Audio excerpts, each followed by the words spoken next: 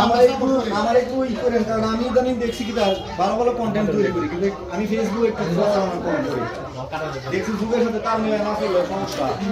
ফেসবুকে একটু ই করলে আমাদের সব ভালো ভালো যে নাটকগুলো আছে শুট করে বাইরে উঠে যাবে একটা নাটক। ইউটিউবে আমরা সবাই সাপোর্ট করবো। এত শব্দ মিশে আর কি আছে, এটা তো ওই বন্ধুদের দিতে পারবে। এটাই তো আমার দেখেন তো কোনো ইস্যু আছে নাকি? 7,000 উপরে আছে সাবস্ক্রাইবার, ফলোয়ার। আমাদের মতো দেড় বাড়িয়ে দেশে যাই হইলা। 10,000 পাবে। হ্যাঁ এর একটা গাইডলাইন আছে, এটা অনুযায়ী কাজ করতে হবে। 1 লাখ এমন সাকাইছেন না?